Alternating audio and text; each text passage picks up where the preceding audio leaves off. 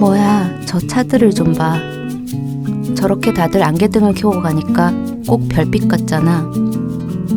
이런 속도로 가다가는 집까지 2시간은 걸릴 것 같은데 이 고개 운전이 대체 어떻게 끝날지도 모르는데 기는 그렇게 말했다. 마치 동면을 지속해야 겨우 살아남을 수 있던 시절은 다 잊은 봄날의 곰처럼.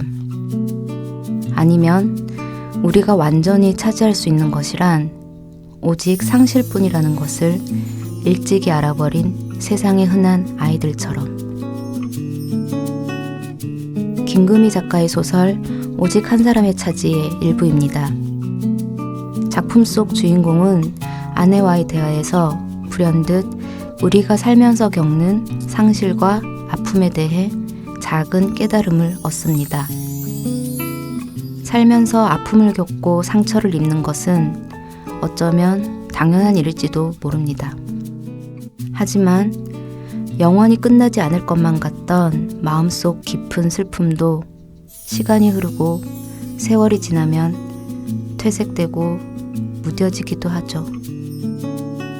언제 그랬냐는 듯 봄이 되면 어김없이 맑은 얼굴을 다시 내미는 꽃봉오리처럼 시련은 결국 지나가기 마련이고 햇살은 다시 비추기 마련이니까요.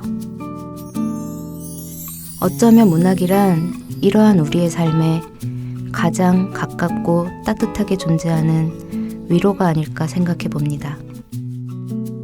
따사로운 햇살과 코끝을 스치는 상쾌한 바람.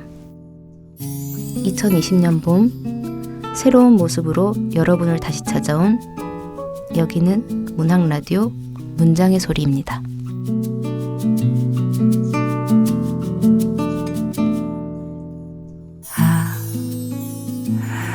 아름답다. 어느새 봄이 도착했구나. 오늘은 또 어떤 핑계로 너에게 만나자 말해볼까. 너는 알까 내가 널 좋아하는 걸. 사실은 꽤 오래됐지 처음 만난 날부터. 문학라디오 문장의 소리. 안녕하세요. 오늘부터 문장의 소리 DJ를 맡은 소설가 최진영입니다. 로고송도 바뀌었는데 눈치채셨나요? 싱어송라이터 강하솔님의 봄햇살 같은 목소리였습니다. 아름다운 로고송을 만들어주신 강아솔님께 문장의 소리 스텝 모두 감사의 인사를 보냅니다. 새로운 스텝들이 마련한 첫 문장의 소리. 새 책을 낸 작가를 모시고 작품을 둘러싼 다양한 이야기를 들어보는 시간. 지금 만나요 코너로 시작합니다. 첫 번째 손님으로 신혜욱 시인님 모셨습니다.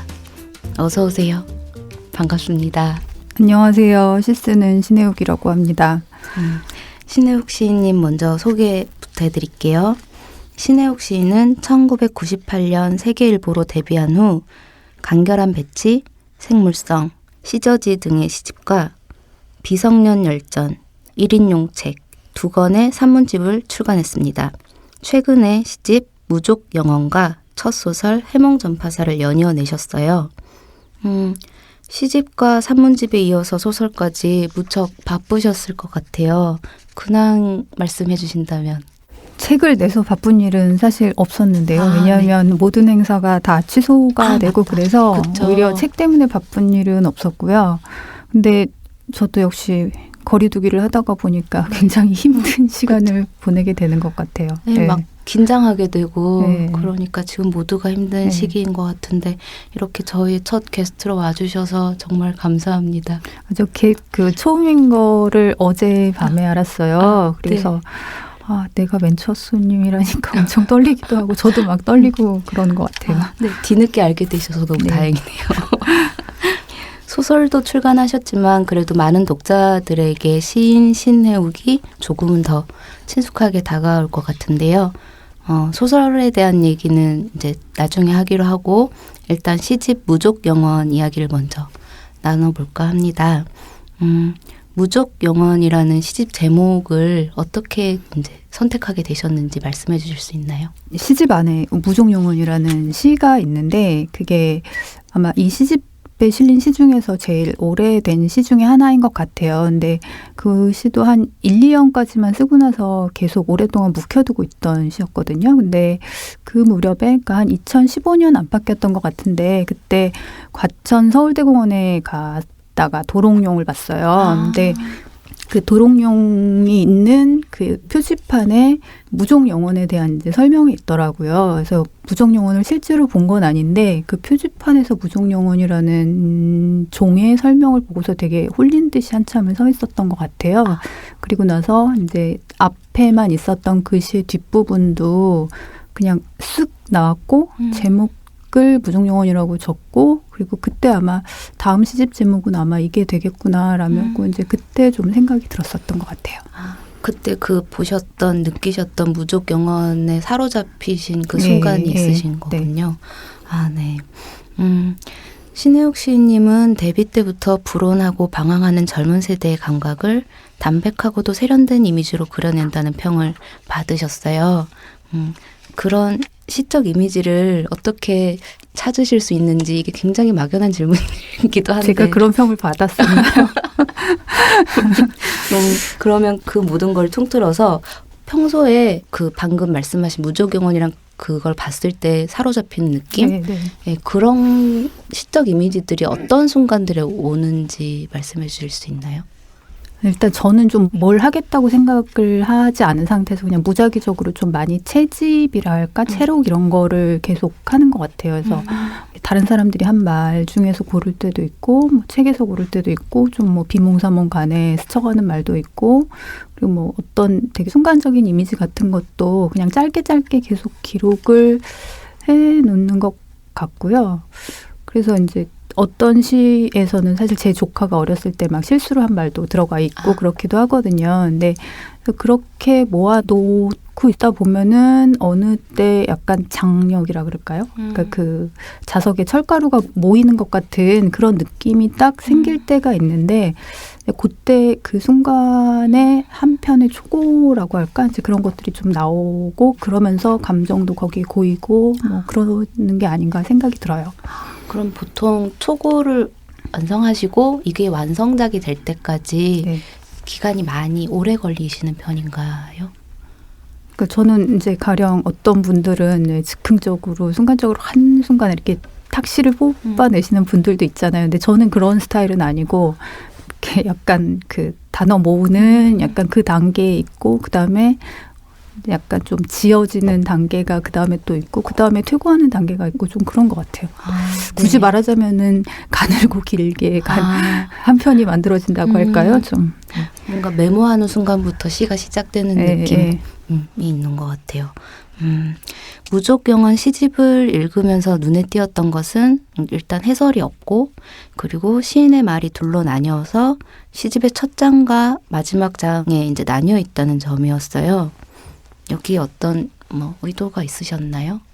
사실 해설이 좀 길잡이 역할을 해주잖아요. 시집에서 길잡이 역할을 해주고 그게 좋기도 한데 한편으로는 이제 제 독서 경험으로 볼 때 해설이 있으면은 해설 누가 읽으라고 강제로 시키는 것도 아닌데 또 해설보다 시 읽다가 그러잖아요. 이제 그러다가 보면은 제가 시집과 좀 독대할 수 있는 기회를 잃는 것 같다라는 느낌이 들더라고요. 그래서 해설을 쓰신 분이 늘 첫 번째 독자가 되고 그다음에 제가 좀 두 번째 독자로 밀려나는 듯한 느낌이 들었어요. 그래서 해설이 있는 것도 좋지만 그래도 나도 그냥 아무런 매개 없이 시랑 접하는 그 순간의 소중함이 있는데 해설이 있으면 조금 그런 기회는 잃는 것 같다라는 아쉬움이 있어서 제가 시집을 낼 때는 이제 모든 독자가 첫 독자의 느낌으로 제 시를 보아주셨으면 하는 그런 마음이 있었던 것 같아요. 네, 독자의 입장에서 해설에 의지하게 되고 사실 저도 조금 있으면 의지하거든요. 나의 판단을 믿지 못하고 맞아요. 해설이 정답인 양 의지하게 되는 면이 있어서 지금 말씀하신 거에 대해 공감을 많이 했어요. 그런데 출판사랑 좀 이렇게 밀고 당기기가 있지 않나요? 해설 넣느냐 마느냐 이런 거.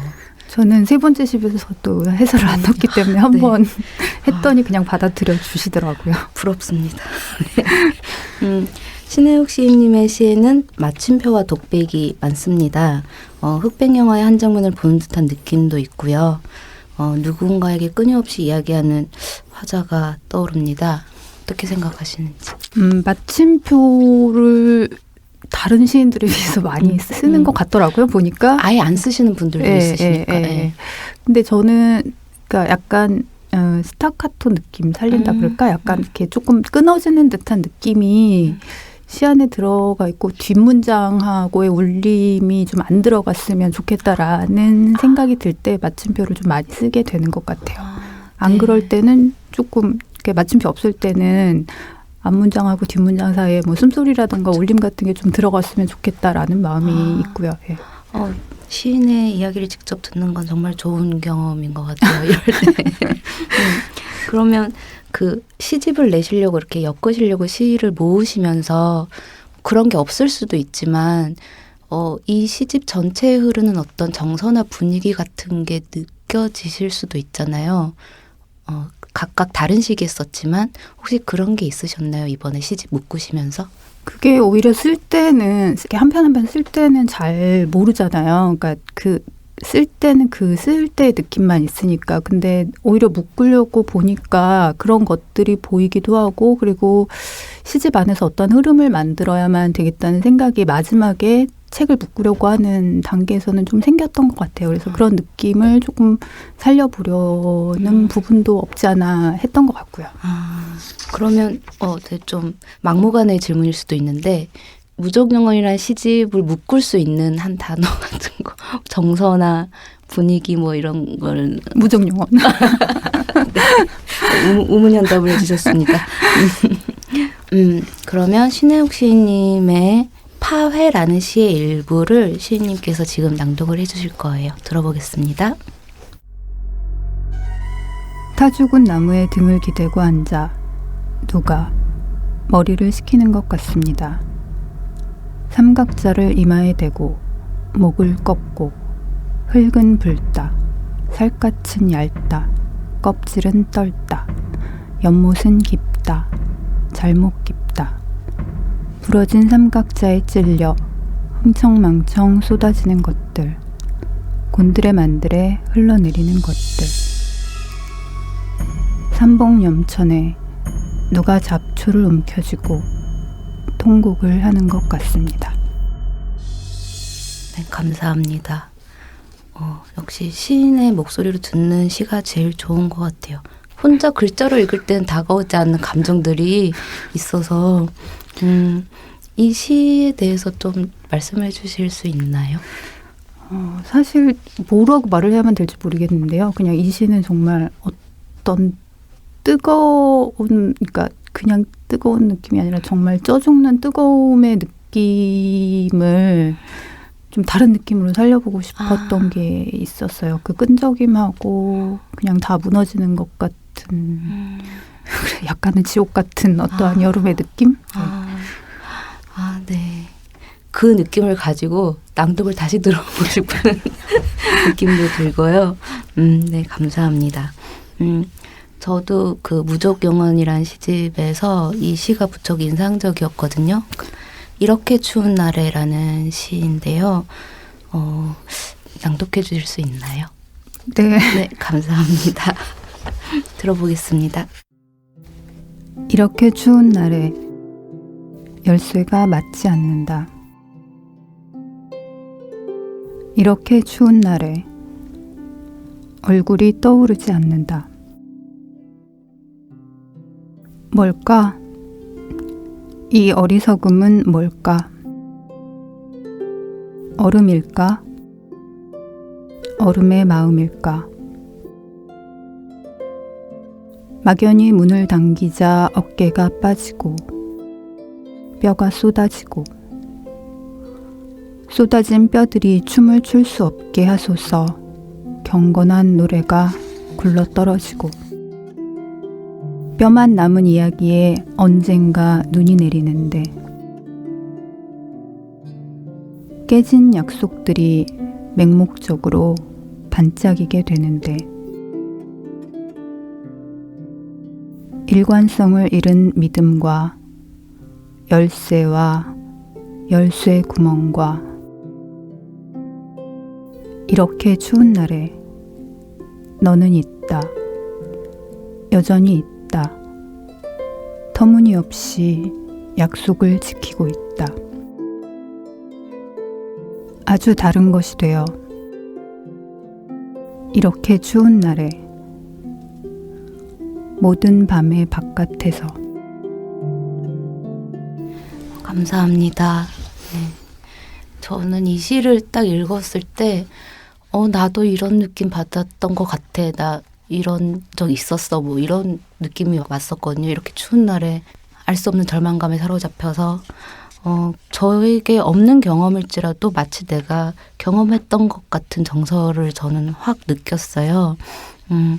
저희 방수진 작가님께서는 이제 이 시를 그러니까 불가피한 진실에 맞닥뜨렸을 때 화자가 느끼는 깊은 소외감이 느껴지는 시라고 멋있게 표현을 해주셨는데 저도 이제 이 시를 처음 읽었을 때 그런 느낌을 받았고 이런 시적 분위기의 원천이랄까요? 이것도 되게 우문현답을 해주실 것 같은데 시적 분위기의 원천은 뭘까요?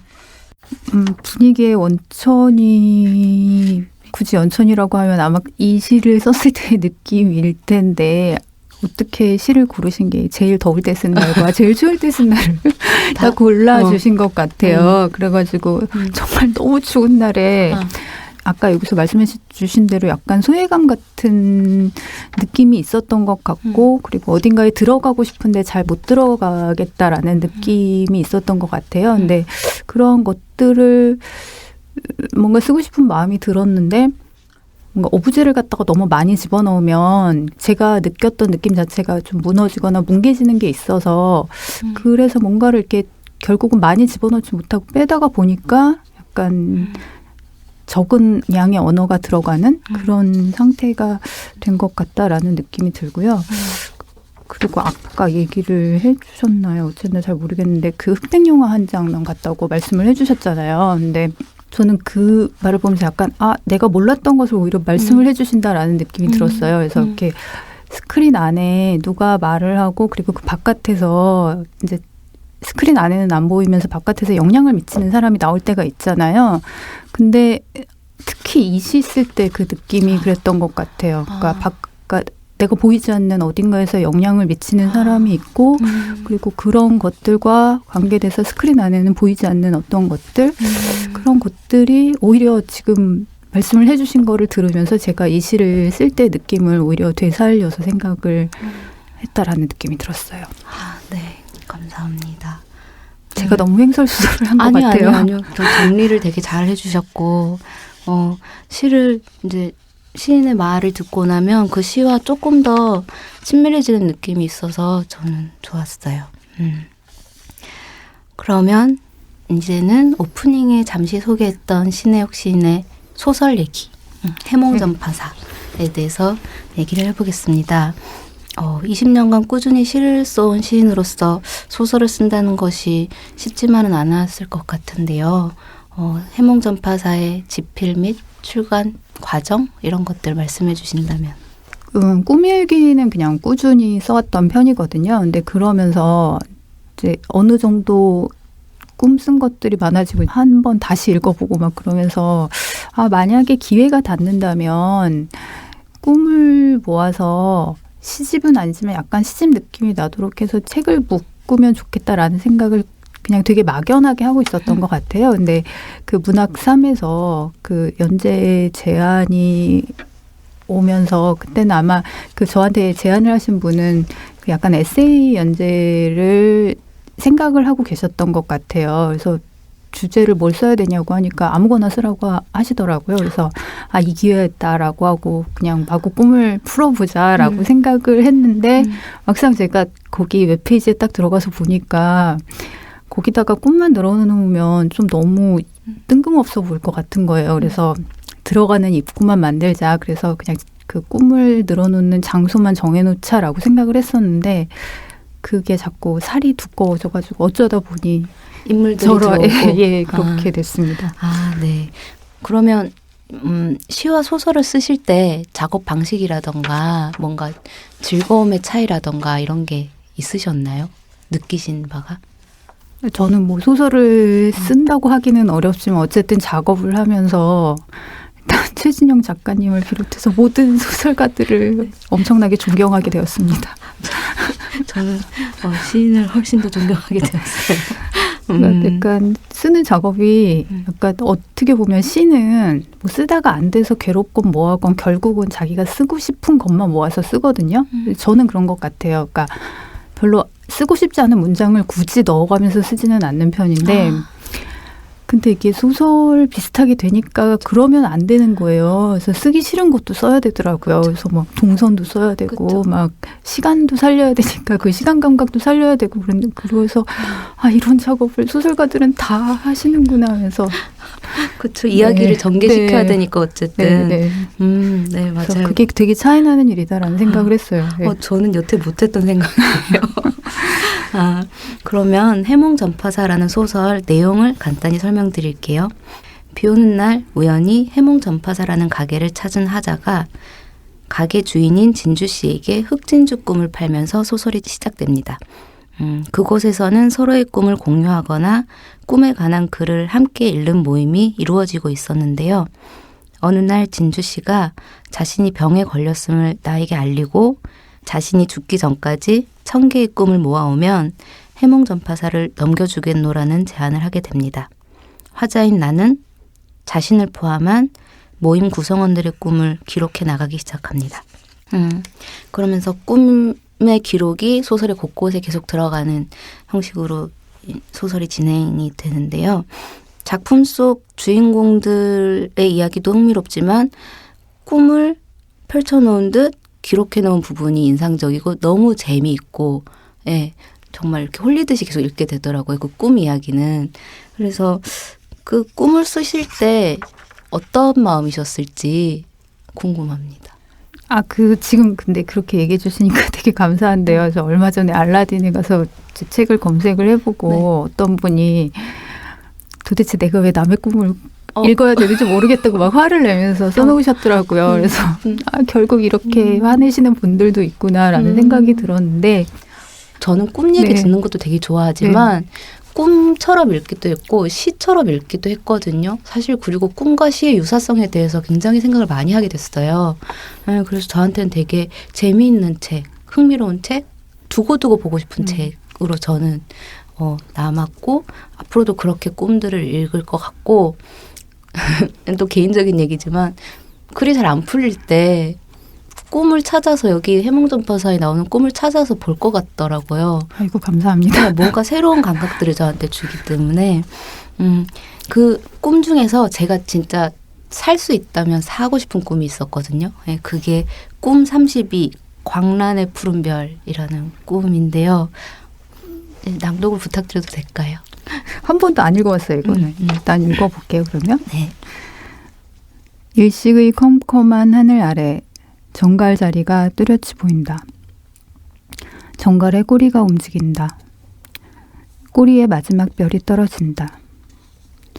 광란의 푸른 별이, 고리를 겹겹 두른 얇고 푸른 별이, 삶의 부록과도 같은 산산조각의 창백한 별이, 나는 헐주로에 혼자 서서 비행기도 없이 날개도 없이 혼자 서서 떨어지는 별을 본다. 미지의 우주에서 온 하나의 에피소드로 우리의 삶은 이토록 풍요롭구나. 그 모든 표절을 무릅쓰고 눈물 겹구나. 너무 정말 좋습니다. 이 꿈은 어떻게 쓰시게 됐는지. 꿈은 그냥 꿈으로서 쓴 거고요. 이런 근데, 꿈을 실제로 꾸신 거. 근데 그 시하고 조금 비슷하다고 하셨잖아요. 근데 제가 누군가가 읽을 때는 시처럼 읽어줬으면 좋겠다라는 바람이 되게 크거든요. 근데 막상 쓰는 관점에서 보면은 시를 쓸 때 저는 꿈에서 영향을 많이 받기는 해요. 근데 시에서 꿈을 들여오면은 시의 질서에 맞게 꿈을 변형할 수밖에 없잖아요. 근데 그렇게 하지 않고 그냥 꿈답게 존중하는 작업을 해보고 싶었던 것 같아요. 근데 그거는 또 시랑은 조금 달라서 그러니까 시 안에 꿈을 집어넣는 것보다는 꿈을 꿈이라고 딱 이름을 붙이고서 쓰고 싶은 그래야만 자의성을 조금 더 많이 풀어낼 수 있잖아요. 지멋대로 워낙 놀아다니는 것들이 많으니까. 그래서 그런 것들을 꿈의 멋대로를 멋대로 풀게 만드는 어떤 캔버스를 좀 만들고 싶었던 것 같아요. 해몽전파사라는 이 네, 책이 그렇죠. 네. 여긴 꿈이 꿈으로 들어가 있으니까. 맞아요. 이런 꿈을 꾸고 나면 하루 종일 기분이 더 좋을 것 같거든요. 꿈 꿀 때는 되게 좋았던 것 같아요. 정말. 그래서 저는 뜬금없는 생각이지만 이렇게 꿈이란 게 참 이해할 수 없는 영역이잖아요. 근데 이렇게 신기한 꿈을 꾼다는 것만으로도 되게 가치 있지 않나 나는? 네, 맞아요. 제가 굳이 이걸 쓰고 싶은 게 사실 그 마음이었던 것 같아요. 그냥 별로 대단한 의미가 없어도 그냥 그런 꿈을 꾼 것 자체만으로 내가 너무 대견하잖아요. 네. 그런 느낌이 들더라고요. 그러니까 매일 밤 꿈을 꾸진 않지만 꿈을 꾼다는 것만으로도 내 인생은 충분히 좋고 신비하고 그런 느낌이 들었어요. 네.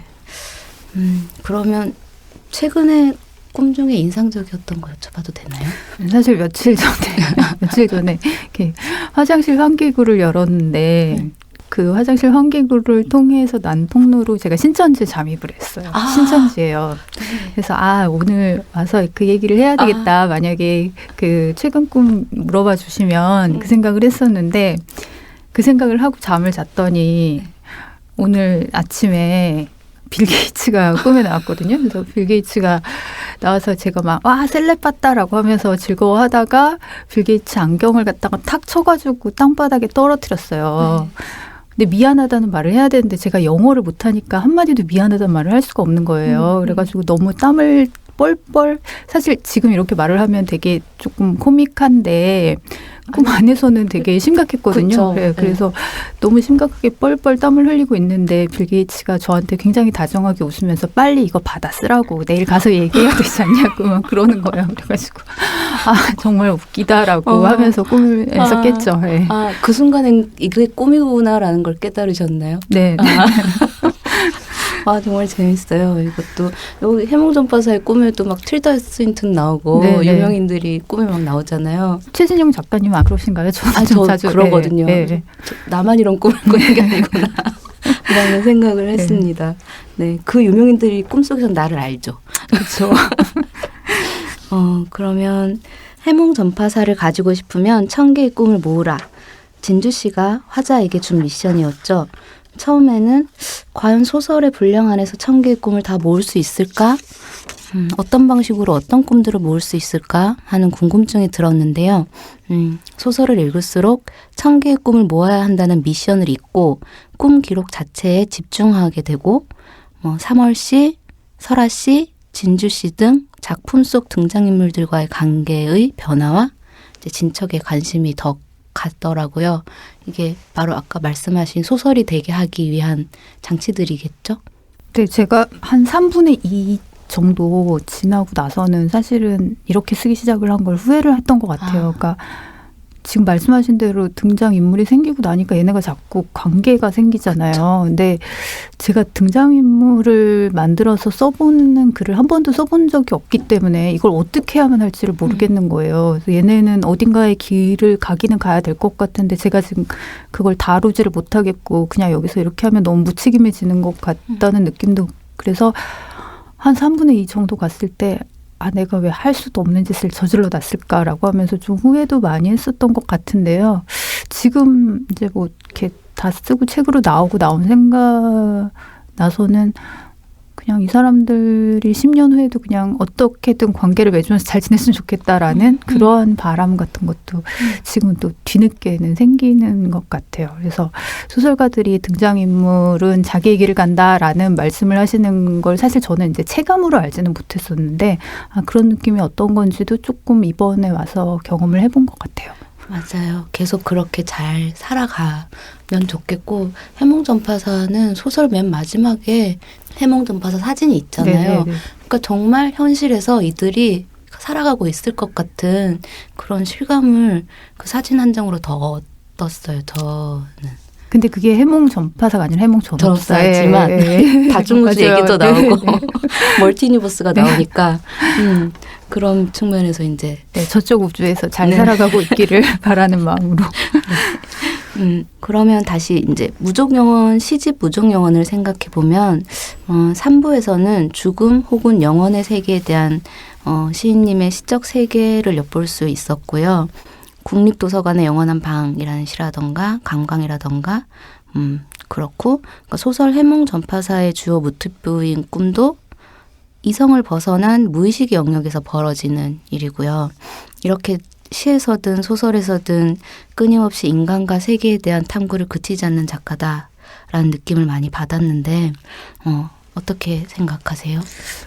인간과 세계라고 하면 좀 너무 거창한 느낌이 있고요. 뭐 그렇다기보다는 어쨌든 지금 내가 발딛고 있는 세계랑은 좀 다른 세계를 상상하고 다른 세계를 엿보고 싶고 그리고 그거를 갖다가 가능하다면 이 지금 나한테 주어진 한계에 있는 언어로 어쨌든 그려내면 좋겠다라는 그런 바람 정도를 가지고 있는 것 같아요. 여기서 되게 가벼운 질문 드려도 되나요? 더 좋은 것 같아요.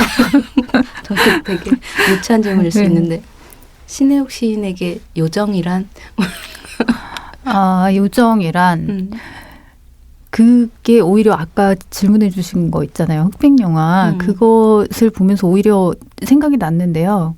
화면 바깥에 있다 갑자기 불쑥 튀어나오는 존재? 약간 그런 느낌이 강한 것 같아요. 근데 아마 그런 존재에 대해서 무슨 어휘를 줄까를 생각을 하다가 그러니까 추상화된, 그러니까 너, 그 뭐 이런 식의 추상화된 단어가 아닌 약간 더 구체화된 존재로서 그 갑자기 불쑥 튀어나오는 그 존재를 잡아놓고 싶었던 것 같아요. 근데 그게 요정이라는 말이 좋겠다라는 생각이 들었던 거고요.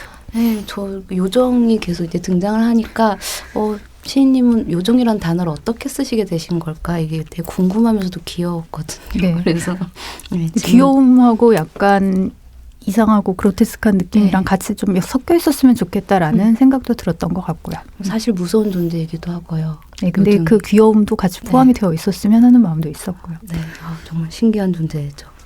다음 작품은 또 어떤 작품을 생각하고 계시고 계획하고 계시는지 말씀해 주실 수 있나요? 사실은 이 질문이 오기 전에는 아무런 생각도 안 하고 있었는데요. 근데 왜 질문을 받고서 내가 대답을 하고 나면 그 대답에 제가 조금 얽매이는 느낌이 있잖아요. 그래서 요즘에는 그냥 누가 뭘 안 시키면은 잘 안 하기 때문에 제가 말로라도 강제로 해놓고서 그 말에 얽매이려고 하는 네. 좋은 그런 방법이죠. 네, 그런 방법도 있는데 그래가지고 지금 질문을 받은 김에 생각지도 않았지만 지금 말에 얽매여 본다고 하면 그러니까 한 몇 년 전에 그 더 멀리라는 그 독립 잡지에 가상 영화를 만들어가지고 거기에 대해서 에세이 형식으로 몇 곡지를 쓴 적이 있어요. 근데 몇 곡지를 쓰다가 이제 상황이 여의치 않아서 뭐 그 잡지도 그만둬줬고 저도 다른 일정들이 있어서 그러다가 더 작업을 못하고 있었는데 한번 그것을 조금 더 이어가 보고 싶은 마음이 있어요. 여태까지는 이어가 보겠다는 마음을 별로 안 하고 있었지만 이 말을 함으로써 올해 할 수 있기를 바랍니다. 네, 이미 이제 생겼어요. 그런 게 해야만 하는 당위가 생긴 순간입니다. 그러면 여기서 지금 만나요의 하이라이트라고 할 수 있는 작가 육성 낭독 시간을 가져보겠습니다. 직접 골라오신 시 한 편과 소설의 한 구절을 신혜옥 시인님의 목소리로 들어보겠습니다. 화회파라는 시를 읽어보기로 할게요. 화회파. 오늘의 나무 꽃나무. 오늘의 나무 꽃나무 아래 누가 있다. 누가 무허가의 좌판을 버려놓고 젖은 낙엽을 깔고 앉아 혼자의 힘으로 주먹구구를 하고 있다. 기계 주름을 하고 있다. 사루비아, 시클라멘, 오필리아, 무당버섯, 풀물이 든 손으로 패를 펼치고 있다. 이렇게 빼앗는 것이구나. 모서리를 누른 4개의 돌. 4글자로 이루어진 고독의 목록. 우주자석, 사슴벌레, 파리지옥, 코스모스. 바람이 분다. 비구름이 온다. 매미가 온다. 암호를 대라. 흙냄새가 난다. 누가 휘파람을 분다. 삽자루에 기대어 선 사람이 나를 돌아본다. 가지치기를 하는 사람이, 나무의 꽃에 물을 주는 사람이, 양복 모자를 쓴 사람이. 이렇게 빼앗기는 것이구나. 나를 돌아본다. 오늘의 나무, 꽃나무, 꽃의 나무. 나무는 한없이 컸다. 나는 다 소용이 없었다. 나는 전혀 무섭지 않았다. 네, 감사합니다. 이 시를 낭독해 주신 이유가 있을까요? 지금 계절에 제일 잘 맞는 시라고 저는 생각을 해서 일단 읽었고요. 네. 그리고 얘기를 또 하고 싶은 거는, 그러니까 여기 시집 뒤에 나와 있는 4글자로 이루어진 단어들이 있거든요. 근데 여기 있는 것들이 이화회파라는 시를 쓰다가 시 안에 못 들어간 단어들인 것 같아요. 그러니까 되게 많은 거는 그렇고, 그다음에 이제 뭐 나중에는 뒷표지에 맞는 것으로 바꾼 것도 있기는 한데, 그래서 어떻게 보면 시 안에 그 함량으로는 해소될 수 없었던 어떤 것들을 조금 다른 방식으로 표현을 해보고 싶은 마음도 있었고, 그거를 뒷표지로 몰아서 했고, 그래서 그런 얘기도 조금 같이 하고 싶어서 이 시를 골랐습니다. 아, 네. 그렇군요. 감사합니다. 그러면 소설에서도 한 구절 낭독해 주실 수 있나요? 소설에서 꿈 하나 저 또 읽을게요. 네. 12번째 꿈 읽을게요. 배가 아프다. 이것은 복부몽. 나는 지금 배로 꿈을 꾸고 있다. 머리도 없이, 허벅지도 없이. 뇌가 전부는 아니야. 뇌가 없어도 이렇게 잘 보이잖아. 내시경 호스가 식도를 터넘고 들어와 내장을 샅샅이 관찰한다. 밝다. 처형의 밤이 지나고 날이 밝아온다. 새소리가 들린다. 벌판은 넓다. 등이 굽은 청소부가 긴 집게를 들고 바닥에 굴러다니는 모가지들을 모아 마대자루에 담고 있다. 나무에서 갓 떨어진 모과처럼 모가지들은 향긋하고 상처가 깊다. 배가 아프다. 다 주워가지 말라고 청소부에게 외치고 싶은데 목소리가 나오지 않는다. 마른 나뭇가지 거꾸로 매달려 시계추처럼 흔들린다. 똑딱 똑딱 시계가 간다. 시계는 시간보다 빨리 간다. 하늘은 더없이 푸르다. 바람은 사정없이 부드럽다. 위액이 역류한다. 맑고 노란 물이 코의 점막을 자극하고 귓바퀴로 흘러나온다. 하늘색과 노란색은 잘 어울리고 나는 괜찮다. 어지럽지 않다. 아프지 않다. 두 손을 다소곳이 배꼽 밑에 모으고 시계추에 맞춰 숨을 조절하면 톱날도 칼날도 아무렇지 않다. 청소부의 마대자루는 불룩하다. 구름 사이로 쏟아진 햇살이 날카롭게 마대자루에 꽂힌다. 괜찮다. 자루는 튼튼하다. 벌판에 우뚝 선 참수기계가 반짝인다. 참수기계에 앉아 땀을 닦고 숨을 고르면서도 청소부는 기죽지 않는다.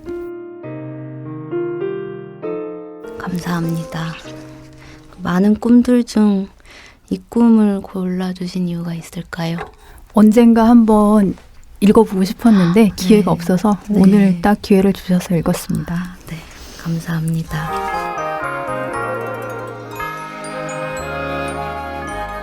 지금 만나요의 마지막 코너는 바로 마이 페이보릿입니다.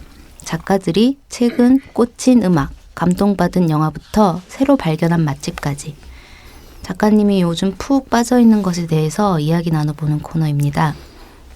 신혜욱 시인님이 요즘 푹 빠져있는 것은 무엇일까요? 푹 빠져있는지 어쩐지는 잘 모르겠지만 어쨌든 요즘에 많이 듣는 음악은 루크레시아 달트라는 뮤지션을 요즘에 최근에 알게 됐어요. 근데 그 제 세 번째 시집 제목이 그 SYZYG 해서 시저지잖아요. 근데 이렇게 검색을 하다 보니까 이분이 그 똑같은 음반 제목으로 해서 그러니까 나온 음반이 있더라고요. 근데 그러니까 너무 좋은 거예요. 밤에 술 마시면서 듣기에 너무 좋으니까 아마 여러분들도 좀 같이 들어봐 주시면 되게 좋을 것 같다라는 생각이 들었고요. 네. 다른 음반도 좋아서 그냥 많이 듣고 있어요. 네. 좋은 술 친구를 한 명 네네. 네, 소개해 주셨네요. 오늘 신혜욱 시인님 모시고 무족 영원이라는 시집과 해몽 전파사라는 소설에 대해서 이야기 나누었습니다. 저희 첫 방송인데 와주셔서 이렇게 좋은 자리 마련해 주셔서 정말 감사드립니다. 초대해 주셔서 감사합니다. 첫 자리에 저를 불러주셔서 정말 영광이에요. 저희한테 정말 큰 힘이 되었습니다. 앞으로 발전하는 모습 틈틈이 지켜봐 주시고요. 신혜욱 시인님 보내드리고 저는 잠시 후에 작가들의 수상한 취미생활이란 코너로 다시 찾아뵐게요.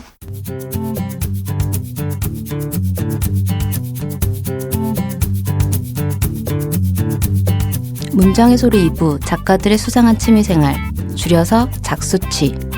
오늘부터 새롭게 선보이는 코너입니다. 작가들이 글쓰기만 사랑하는 것은 아니죠.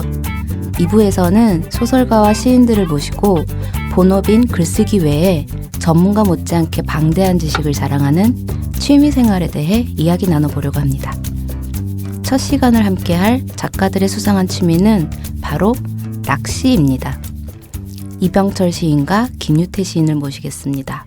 안녕하세요. 예, 안녕하세요. 네, 안녕하세요. 안녕하세요. 두 분 소개를 먼저 드릴게요. 이병철 시인은 2014년 시인수첩 신인상의 시가, 작가세계 신인상의 문학평론이 당선되어 작품 활동을 시작했고요. 문학비평서 원룸 속의 시인들, 시집 오늘의 냄새를 출간하셨습니다.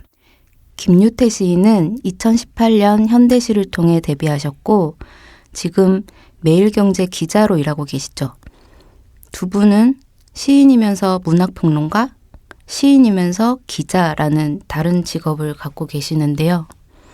저도 오늘부터 DJ라는 새로운 일을 시작해버렸습니다.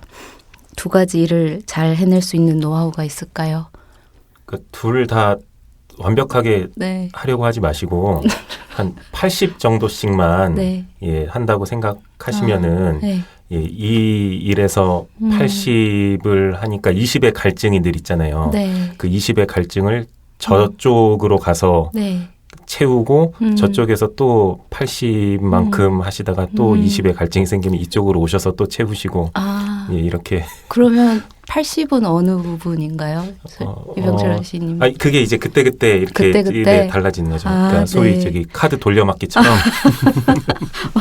뭔가 잘해보고 싶지만 되게 어려운 것 같아요. 또 어떻게 노하우를 알려주신다면 김유태님. 저는 두 가지를 같이 하고 있긴 합니다만 사실 네. 잘하고 있다는 확신은 사실 들지 않아요. 근데 뭐 이렇게 표현할 수 있을 것 같은데 이제 그 생업이 기자고 본업은 시인이다 이렇게 생각을 하려고 노력은 하는데 네. 둘의 온도차가 많이 커서 네. 그 낙차에 익숙해지려고 노력은 하고 있습니다. 그래서 주어진 순간에 충실하면은 되지 않을까 하는 생각이 듭니다. 아, 네. 충실하겠습니다. 이 순간에. 감사합니다. 낚시라는 주제로 두 분을 모셨어요. 그러니까 두 분이 동갑이시고 친구라고 들었어요. 네. 그러니까 어떤 인연으로 친해지셨나요? 사실 뭐 이병철 시인 첫 시집을 읽고 사실 평소 눈여겨보고 있었는데 사실 그때까지는 인연이 없었어요. 근데 그 제가 가장 아끼는 후배가 있는데 그 후배가 학사장교 동기 중에 이병철 시인이 있다라고 하는 그 얘기를 듣고 너무 놀래서 학사장교 동기. 예. 그 이병철 시인의 학사장교 동기가 제 후배였던 거죠. 그래서 제가 언제 술 한잔 할 때 한번 끼워달라 해서 같이 한번 만나게 됐습니다. 그래서 첫 자리에서 만취를 해서 보통 그렇죠. 그게 몇 년도쯤이에요? 그게 2년 전, 3년 전이었습니다. 예. 2000 그렇게 막 올해는 안 됐고요. 2018년 11월, 12월, 12월 정도 되는 것 같아요. 예. 그때까지는 저희가 그리고 비교적 최근까지도 서로 경어를 사용을 하다가 가장 마지막 술자리부터 서로 말을 편하게 하기 시작했어요. 네. 그러면 만나셨을 때부터 낚시 얘기를 하셨나요? 저는 이 김유태 시인이 낚시를 즐긴다는 걸 몰랐는데, 저는 워낙 뭐 SNS나 이런데 제가 낚시하는 사진이라던가 이렇게 외부에 많이 좀 알리는 편이어서 이렇게 많은 분들이 알고 계신데, 근데 그 먼저 아마 낚시 얘기를 꺼냈던 것 같아요. 예. 그리고 제가 낚시 산문집도 내고 해가지고 제가 낚시를 좋아한다는 걸 김유태 시인이 알고서 그 낚시 이야기를 이렇게 저한테 했는데 보통 그런 경우에 그 낚시를 그냥 소위 그 뜨내기라고 그러니까 겉핥기식으로 그냥 이렇게 되게 피상적인 관심만 가지고 이야기하시는 분들이 되게 대부분인데 그 딱 몇 마디 들어보면 알잖아요. 근데 김유태 시인은 정말 그 낚시를 정말 깊이 애호하는 낚시꾼이구나 알고서 그날 낚시 얘기를 꽤 많이 했던 걸로 기억합니다. 허락하셨군요. 대화를 고수로서. 아닙니다. 그럼 두 분이 같이 낚시를 하신 적도 있으세요? 사실은 이병철 시인이랑 술을 마시면서 그 올해 봄이죠. 그러니까 내년 봄에 둘이서 낚시를 한번 가자 이렇게 약속을 했는데 아직 가지 못했어요. 제가 딸아이가 있어서 지금 뭐 육아 문제도 있고 물론 아내가 많이 하고 있지만 또 그리고 또 회사 일을 하다 보니까 아직 가지 못했는데 오늘 방송을 계기로 이병철 시인과 약속을 지켜야 되겠다라는 생각을 많이 하게 됩니다. 낚시를 같이 가서 사이가 틀어지거나 뭐 그런 것도 있나요? 글쎄요. 그런 경우들이 뭐 있기야 있을 텐데 근데 낚시를 같이 한다라는 거는 그 낚시가 우리가 일상적인 공간에서 좀 편안하게 할 수 있는 활동이 아니잖아요. 그렇죠. 어떻게 보면은 뭐 잠자리도 좀 불편하고 먹는 것도 좀 이렇게 대충 먹어야 할 때가 많고 그밖에 뭐 씻는다거나 여러 가지 그 사람이 어떤 기본적인 어떤 생활을 하는 부분들에 있어서 조금 불편함을 많이 감수를 해야 된다라는 이야기고 그리고 그 불편함에 같이 동참을 한다라는 거니까 그리고 거기 동의를 했다라는 거니까 그거를 같이 이렇게 하다 보면은 오히려 사이가 서먹했던 사람들끼리도 더 이렇게 친해질 수 있는 그런 계기가 되는 것 같아요. 네, 그럴 것 같아요. 정말 며칠을 계속 같이 그런 조건에서 보낸다는 것은 그 흐르는 강물이란 영화를 보면 아버지에게 아들이 낚시를 배우는 장면들이 있는데 두 분께 처음 낚시를 가르쳐준 분은 누구였는지 아니면 그 첫 낚시의 기억은 어떠셨는지 말씀해 주시면.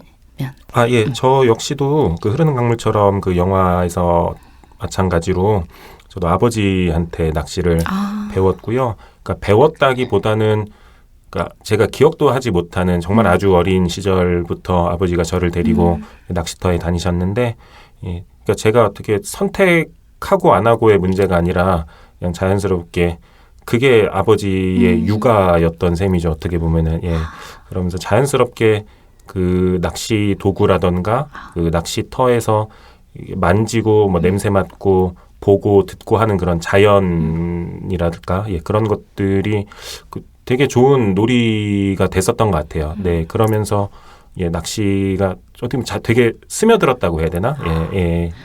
익숙하게. 네. 아들 데리고 야구장 가는 거랑 비슷하네요. 네. 네. 김유태님은 언제 처음? 저도 사실 처음 경험은 아버지였고요. 그때가 언젠지는 기억할 수 없는 어떤 어느 어린 날이었는데 아주 늦은 저녁이었고 아버지 차에서 자다가 내렸더니 이제 그 아주 큰 호수가 있었어요. 달빛이 굉장히 밝았고 아무도 없었는데 그날 잉어를 잡았는데 한 100마리 정도 잡았던 것 같아요. 물론 작은 잉어지만 그것이 크면서 어디였는지 너무 궁금해서 아버지께 몇 번을 여쭤봤는데 평택 어디 부근인 것 같다라고 기억은 하시는데 잘 기억을 못 하시더라고요. 그래서 그 근처를 한번 아버지 모시고 한번 바람 쐬러 갔었는데 일대가 전부 개발이 돼서 찾을 수가 없었어요. 그래서 낚시에 관련해서는 저의 어떤 첫 공간인데 그 공간이 좀 사라진 것 같아서 좀 아쉬움이 있습니다. 뭔가 전설 속의 공간처럼 되어버렸네요. 어딘지 모르겠어요. 이병철님은 낚시 방송에 고정 패널도 하신 것으로 알고 있고 또 낚시라는 산문집도 내셨더라고요. 그러니까 김유태님이 곁에서 지켜본 이병철님의 낚시 사랑은 실제로 어느 정도인가요? 이렇게 비유할 수 있을 것 같은데 좀 농담을 해보자면 제가 다방커피라면 네. 밍밍한 다방커피라면 이병철 시인은 스타벅스 쓰리샷이 아닐까 이런 생각을 해봅니다.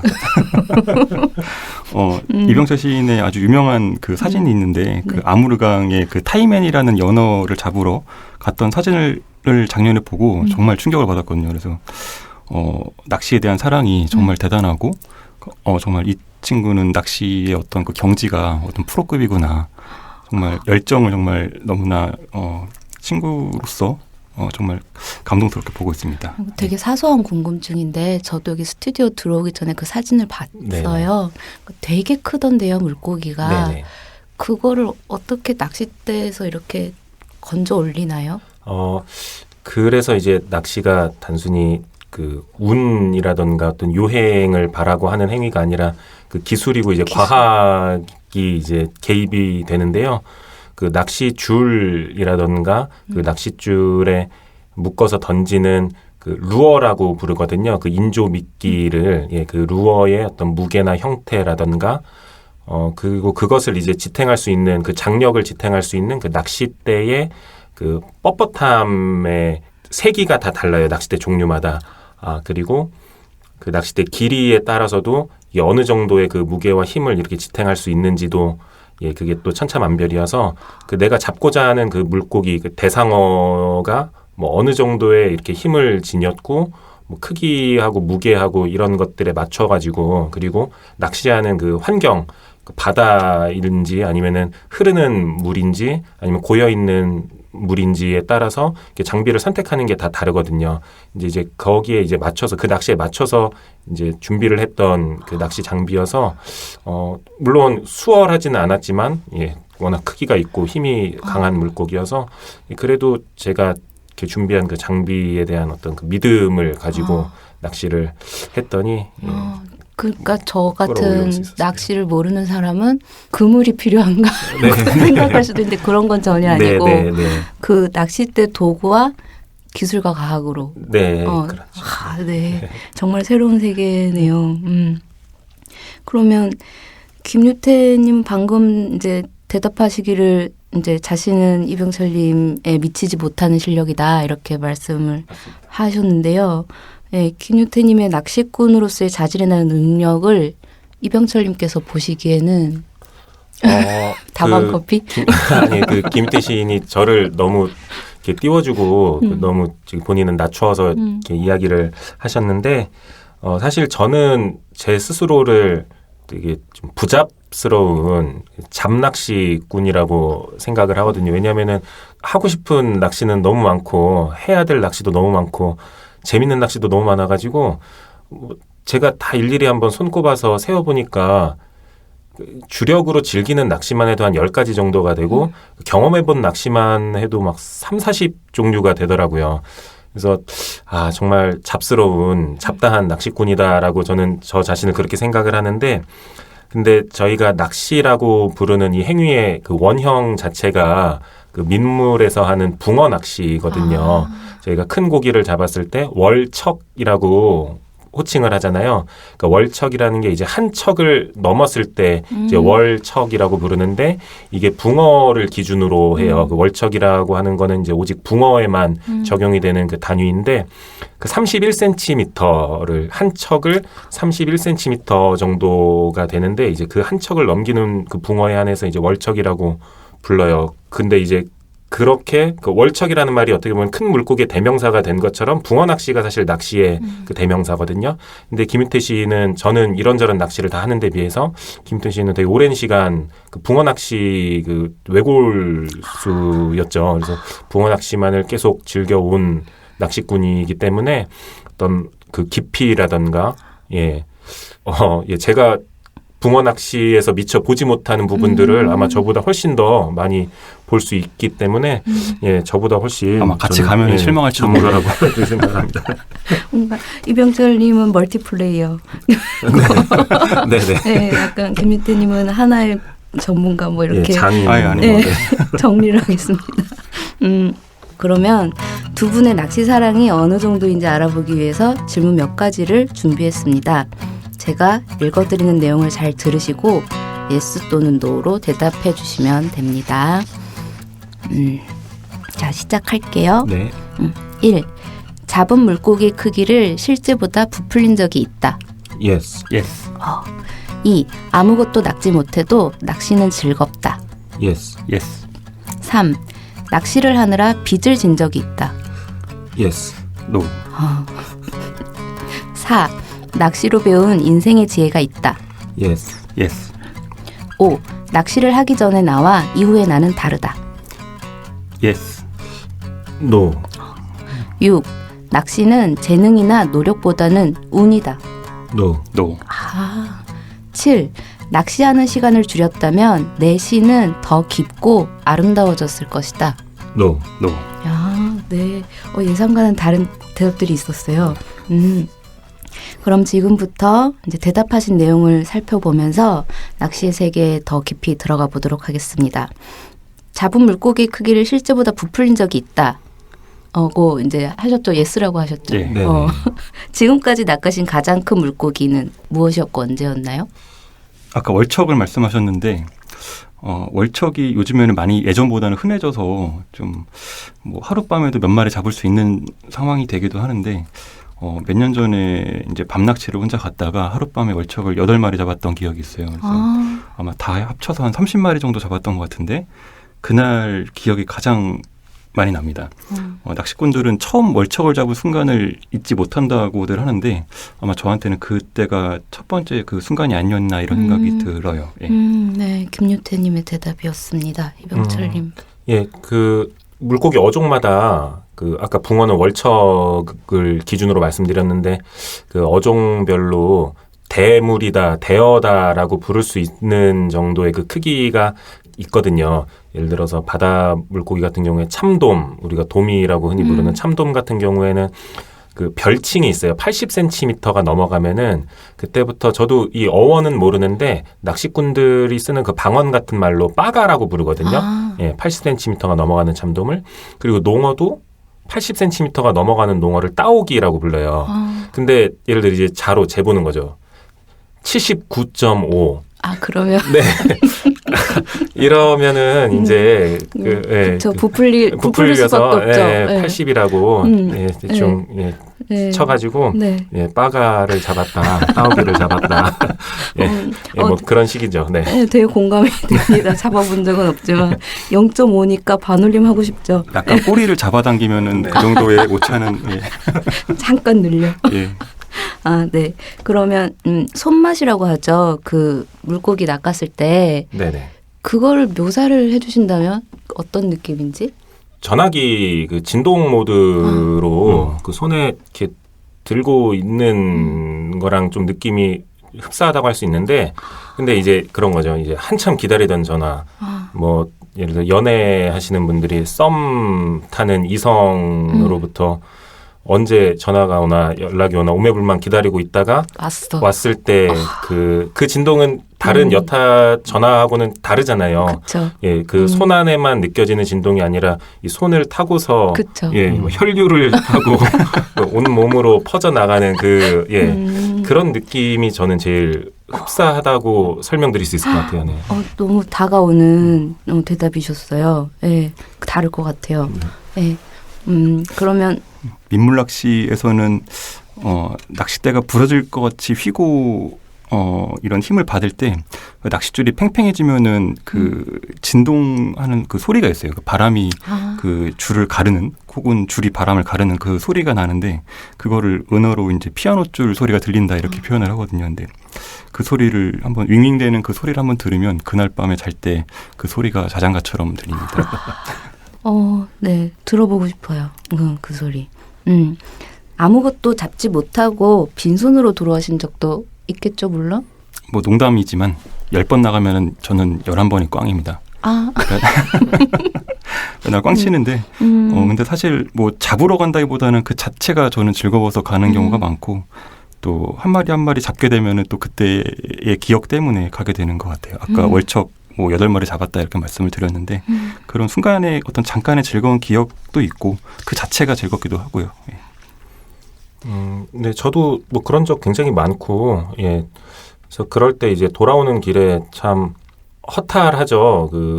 혹시나 하고 갔다가 역시나 하고 온다고 그 낚시는. 근데 이렇게 돌아오고 나면 집에 돌아오고 나면은 또 다시 혹시나라는 꿈을 꾸면서 또 다음 낚시를 또 계획을 하게 되고 가서 또 꽝 치고 예, 이런 거를 계속 반복하다가 어떤 날에는 이제 되게 풍성하게 무언가를 잡게 됐을 때 꼭 풍성하지 않더라도 한두 마리라도 이렇게 잡게 됐을 때 그 기쁨이 예, 그때 그 손맛이 훨씬 더 그러니까 꽝이라는 거를 좀 몇 번 연속적으로 좀 거듭한 후에 느끼는 그 손맛이 더 짜릿하다는 걸 알기 때문에 아무것도 잡지 못해도 이거 낚시라는 큰 어떤 전체 큰 흐름 안에서의 그냥 한 순간으로 생각을 하지 이걸 개별적인 낚시로 이렇게 분리해서 생각을 하면 그때그때마다 제가 뭐 실망을 하기 쉬운데 그냥 낚시라는 그 전체 큰 흐름 안에 그냥 1회다라고 이렇게 생각을 하면은 예, 그 꽝도 되게 금방 잘 수긍이 되더라고요. 예. 저 방금 인생을 들은 것 같아요. 인생을 들었습니다. 그러면 아까 질문에 낚시를 위해 빚을 진 적이 있다 뭐 이런 질문이 있었는데요. 낚시를 위해서 어느 정도까지 투자를 해보셨는지 말씀해 주신다면. 제가 뭐 빚을 졌다라고 해서 뭐 크게 뭐 무리해서 큰 돈을 낚시에 갖다 바쳤다 뭐 그런 건 아니고요. 사실 저는 제가 사용하는 용품이나 장비들은 다 이렇게 크게 뭐 고가의 제품들은 없고 누구나 이렇게 쓰실 만한 것들인데 이제 아까 말씀하셨던 그 아무르강 그 낚시를 갈 때 이게 그 제가 준비하는 어떤 그 기간 안에 그 충분히 좀 여행 경비를 다 마련하지 못해가지고 같이 동행하는 친구가 이제 조금 도와줘서 제가 나중에 이제 다시 뭐 갚아주고 한 예, 그런 경험이 있었고요.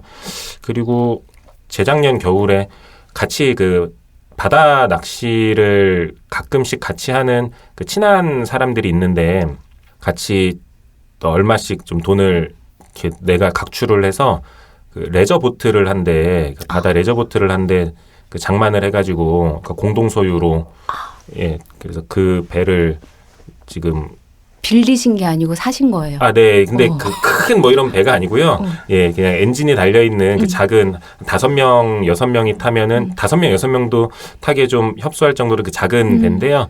예, 그 배를 같이 마련을 해서 이제 봄부터 가을까지 그 서해 바다로 농어를 잡으러 예, 종종 가고 있습니다. 네. 그 인생이 되게 달라질 것 같아요. 그렇게 이제 근데 절대 이렇게 안 하셨으면 좋겠어요. 왜냐면은 제가 이건 되게 사담인데요. 네. 그 개인적인 이야기인데 그 최근에 제가 이사를 굉장히 어렵게 준비를 해서 안 될 거라는 생각까지 하고서 이제 거의 마음을 내려놨다가 이게 어떻게 잘 풀려가지고 결국 이사를 하게 되긴 했는데 딱 그만큼 그 보트에 투자한 딱 그만큼이 부족해서 예, 그래서 항상 그 어려움이 계속 그 여기저기서 자꾸 발목을 붙잡더라고요. 그래서 그럴수록 낚시에 집착하게 되지 않나요? 그러면 아니 그때 정말 다 내다 버리고 싶은 마음이 들 정도로. 네. 방금 또 인생을 들었습니다. 네. 김유태님은 어떻게 얼만큼 투자를 해보셨는지? 사실은 뭐 비싼 거를 산 건 아니었고, 근데 이렇게 표현해도 될지 모르겠는데 사실 가격을 정확히 모르지만 골프채 한 세트 정도의 장비가 집에 있어요. 제가 돈이 많아서가 아니고 그 중고나라에서 어렵게 하나씩 사모았는데 나중에는 그 4단짜리 낚시 가방에 다 넣을 수가 없을 정도가 되더라고요. 그래서 근데 그거를 제가 집착했던 이유는 그 제가 선호하는 제품인데 아버지께서 이제 주셨던 2세트짜리 낚싯대가 있었는데 그걸 시리즈로 모으고 싶더라고요. 그래서 하나씩 뭐 5만 원짜리, 6만 원짜리 막 이런 식으로 사 모으다 보니까 그 같은 세트가 너무 많아졌고 가끔 그 제품이 중고나라에 올라오는데 가격이 천차만별이긴 한데 그게 신제품 가격으로 치면은 한 대당 한 2, 30만 원 정도 할 거예요. 근데 그게 한 20대, 30대 정도 있으니까 굉장히 저한테는 좀 고가였고 근데 지금은 절대 그런 선택은 안 하고 아내는 지금 제가 그만큼 있는지를 알지 못하고 있습니다. 네. 근데 그 낚시로 이제 보내는 시간과 그 얻는 마음의 여유와 양식과 이런 걸 생각해 보면 또 그걸 따지고 고가라는 생각도 안 들었어요. 방금 말려든 것 같기도 한데. 낚시로 배운 인생의 지혜를 나눠주신다면? 사실 아까 잠깐 말씀드렸는데 저는 사실 낚시를 잡으러 가는 것만은 아니라서 그 주변에서 그런 얘기를 하실 때가 있어요. 그러니까 왜 잡지도 못하고 먹지도 못하는 것을 왜 그 잡으러 가느냐 뭐 그렇게 궁금해 하시는데 좀 이렇게 말씀드릴 수 있을까 싶은데 제가 낚시는 어떤 보이지 않는 물 아래를 상상하게 되는 일이기도 하거든요. 어떤 몽상을 할 수도 있고 어떤 상상을 하게 되는데 그 몽상은 아무것도 생각하지 않는 것과 같은 말인 것 같아요. 그러니까 사실 뭐 세상살이가 복잡해서 생각을 정리하러 낚시를 간다 하시는 분도 많은데 저는 아예 생각을 하지 않기 위해서 가는 측면이 많은 것 같아요. 물 앞에 앉아서 그냥 아무것도 생각하지 않고 뭔가를 상상하고 내가 보지 못하는 곳 혹은 볼 수 없는 곳을 상상하고 있는 그 자체가 그냥 저는 좋더라고요. 근데 그 말을 좀 돌려서 말해보면 어떤 조금 내가 닿지 못하는 먼 곳이나 혹은 빈 곳을 바라보는 것이 낚시가 아닌가 저한테는 그런 의미를 가지고 있거든요. 그래서 어떤 그곳을 바라보러 가는 게 낚시의 가장 큰 매력이 아닌가 싶습니다. 시면을 들여다보는 갑자기 제가 너무 진지해진 것 같아요. 이병철님 말씀해 예. 주시면. 저는 제일 좋아하는 낚시가 이제 쏘가리 루어 낚시인데요. 예, 쏘가리라는 물고기가 이제 잡기가 쉽지 않고 또 굉장히 아름답기도 하고 그 물고기가 그리고 굉장히 매력 있는 낚시인데 그 좀 희소성이 있어서 좀 매력 있는 낚시거든요. 근데 그런 이야기를 해요. 이거는 뭐 이렇게 통용되는 이야기라기보다는 제가 낚시를 하면서 이제 깨달은 내용인데 저희가 흔히 이제 물고기가 잘 잡히는 자리를 포인트라고 부르잖아요. 그래서 낚시꾼들끼리는 이 포인트를 선점하기 위한 싸움도 되게 치열하고 안 알려주거든요. 그리고 특히나 쏘가리 포인트는 자식한테도 안 알려준다고 예, 그럴 정도로 예, 어디 누가 물고기 잡은 사진을 올리면서 뒤에 이제 배경을 다 블러 처리를 하면서 올린다거나 그럴 정도로 되게 민감한 문제예요. 이 포인트라는 게. 근데 이제 정말 좋은 포인트에 이제 자리를 잡고 낚시를 하더라도 이게 물고기가 잘 안 잡히는 경우가 있어요. 이제 그때 이제 내가 포인트를 잘못 자리를 잡았나 하면서 막 이리저리 옮겨가게 되는 경우들이 굉장히 많거든요. 낚시꾼들은. 근데 이제 포인트라는 게 그 장소의 개념이 아니라 상황의 개념이기도 하다라는 거를 이제 깨닫기 시작을 했어요. 그래서 이 장소에 대한 어떤 믿음이 있으면은 어떤 물의 온도라 수온이라든가 아니면은 뭐 일조량이라든가 뭐 물때라든가 그리고 물고기들이 먹이 활동하는 시간이 또 있는데요. 이제 그 시간이라든가 해서 여러 가지 그 복합적인 요소들이 이제 그 장소를 정말 포인트가 되게끔 이제 만들어 주는 거죠. 그리고 그때까지 잘 이렇게 버티고 기다리고 있으면은 이제 기회가 올 수 있는 건데 그 전에 이리저리 이렇게 옮겨가는 경우에는 이제 꽝을 치게 되는 거죠. 근데 이걸 인생에도 대입을 할 수 있을 것 같더라고요. 그래서 낚시를 단순하게 기다림이다, 뭐 기다리는 행위다라고 이야기들을 많이 하지만 그 기다림 안에는 그러니까 노력이라는 게 그리고 이게 마땅히 기다릴 수 있을 만한 그런 장소에서 기다릴 만한 곳에서 그 기다림이 수포로 돌아가지 않을 만한 어떤 그 노력들을 했을 때 이제 어떤 그 결과들이 이제 온다, 그 상황들이 이제 만들어진다라는 거를 낚시를 통해서 조금 배우게 된 것, 네, 자리를 잘 옮기지 않게 된 것 같아요. 낚시를 통해서. 네. 이 방금 대답이 낚시꾼의 실력이랄까? 그러니까 운이 아닌 실력이다, 뭐 이런 거에 대한 답도 충분히 되는 것 같아요. 네. 네, 이건 운으로는 도저히 해결되지 않을 어떤 그런 취미라는 말도 지금 붙이기가 어려워졌어요. 물고기를 잡은 뒤에 놓아주시나요? 두 분은? 저는 놓아주기도 하고요. 예, 필요하면은 취하기도 하고. 예, 왜냐하면 놓아주는 게 또 때로는 의미 있을 때도 있고 또 때로는 그 알뜰하게 먹어서 내 몸에 육화시키는 게 그 물고기에 대한 또 네. 예의라고 또 생각하기도 해서요. 네, 그때 저는 다른 편이에요. 네. 네. 저는 민물고기이기 때문에 사실은 먹어본 적은 없어요. 그러니까 아무래도 뭐 쏘가리처럼 매운탕으로 먹는다거나 아니면은 참돔처럼 횟감으로 먹는다고 하면은 뭐 먹겠는데 사실 뭐 제가 잡는 거는 민물고기다 보니까 아무래도 안 먹게 되고 또 보기와 다르게 생선에 칼을 잘 못 대게 써가지고 겁이 많아서. 네.